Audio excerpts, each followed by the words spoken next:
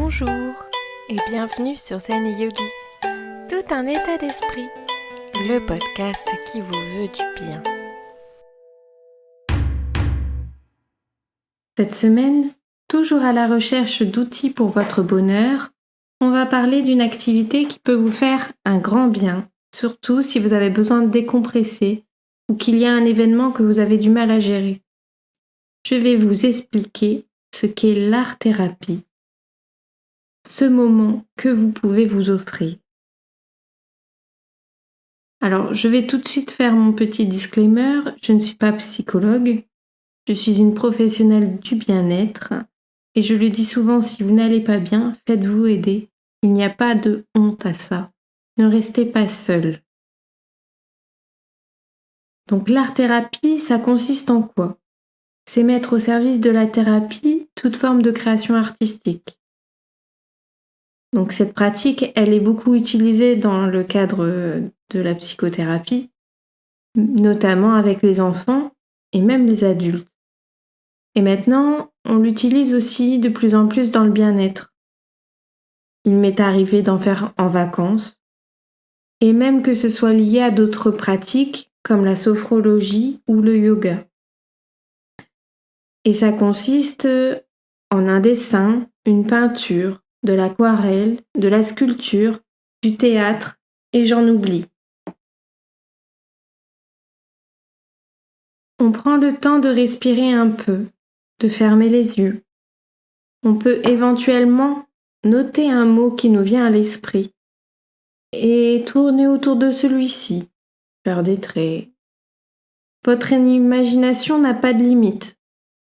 Cela n'a même pas à être beau. C'est souvent refaire surgir peut-être des émotions qui nous habitent au moment où on le fait. Vous y reconnaîtriez probablement votre manière de faire les choses. J'ai toujours l'impression de retrouver du moi dans mes œuvres. Ensuite, bien souvent, il y a une phase où l'on discute avec l'intervenant qui vous pratique la séance. Parfois, cela peut nous permettre de comprendre certaines choses. Encore une fois, même si l'art peut nous aider, ce sera à vous de suivre le chemin de briques jaunes et d'écouter peut-être ce que cela a à vous dire. Maintenant, je vous ai expliqué un petit peu comment ça fonctionne. Je vais vous parler de mon expérience à proprement parler, puisque j'ai eu la chance, quand je vivais une situation difficile, d'être poussée à pratiquer de l'art-thérapie par une amie qui est un peu ma marraine sur plein d'aspects. Et donc, elle m'a initiée à la sculpture de l'argile.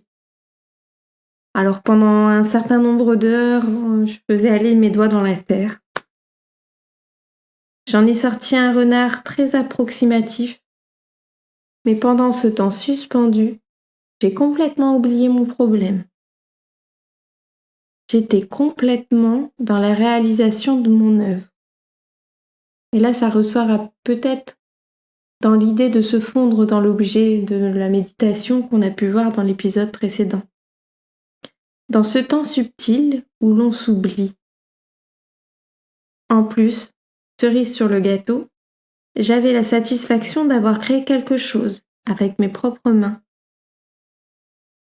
Et vous savez quoi, je continue toujours à faire de la terre. Et souvent, quand j'ai un ami qui ne va pas bien, j'essaye de lui transmettre. On fait un atelier terre. Je ne sais même plus vous dire combien de personnes, à combien de personnes j'ai essayé de le transmettre dans ce but en tout cas. Après, ça fonctionne ou pas, ça dépend si vous êtes réceptif, si vous êtes prêt ou pas. Il faut peut-être trouver votre forme d'expression qui vous fait du bien et rester ouvert à ce qui en ressort. Bon ou mauvais selon votre définition. Si jamais vous ne savez pas comment commencer, prenez simplement peut-être une feuille et un crayon et voyez où cela vous mène. Pour l'argile, vous pouvez en trouver facilement dans les magasins de loisirs créatifs.